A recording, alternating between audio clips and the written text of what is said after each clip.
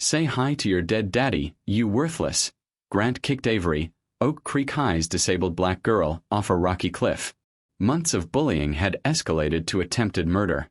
As her wheelchair plunged toward jagged rocks, two Hell's Angels roared from the shadows, igniting a frantic rescue. At Oak Creek High, mercy was for sale, and Avery Johnson couldn't afford it. The mining town divided rich from poor, and Avery, 16, black, paralyzed, was the easiest target. Grant Sterling, the quarry owner's son, and Harlan Brooks tormented her daily. That morning, they dumped cafeteria slop on her lap while teachers turned away.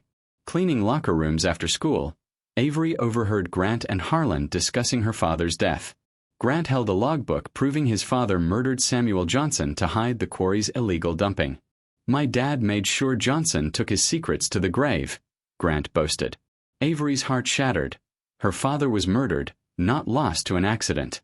That evening, Avery tried telling her mother Vivian about the discovery, but Vivian revealed she'd met someone new. Avery erupted in anger, calling her mother selfish. Later, she received a threatening text.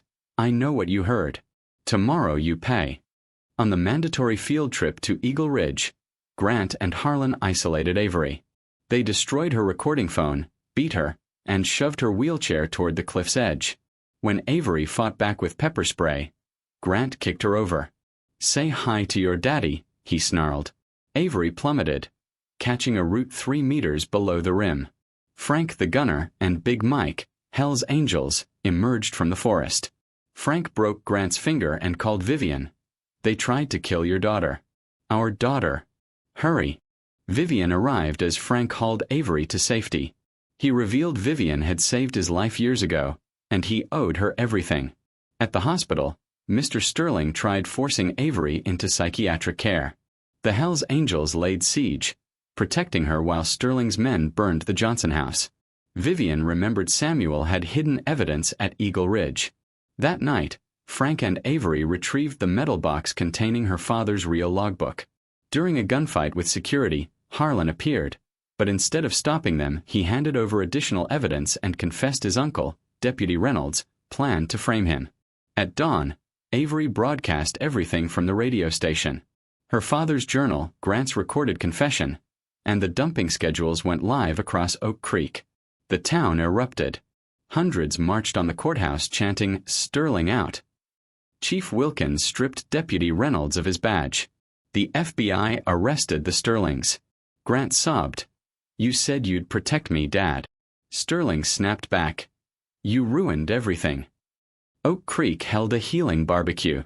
Harlan apologized to Avery, pledging to spend his life making amends.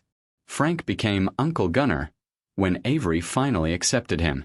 The Hell's Angels gifted her a leather jacket emblazoned Valkyrie, the chooser of life. Avery visited her father's grave, placing his published journal at the headstone. "We kept your promise, Dad. They heard you." Back at school, Avery started Wings of Steel, a support group for bullied students. She received a full scholarship to Hawthorne University. At the final assembly, she addressed the packed gym. "They thought pushing me off a cliff would be the end.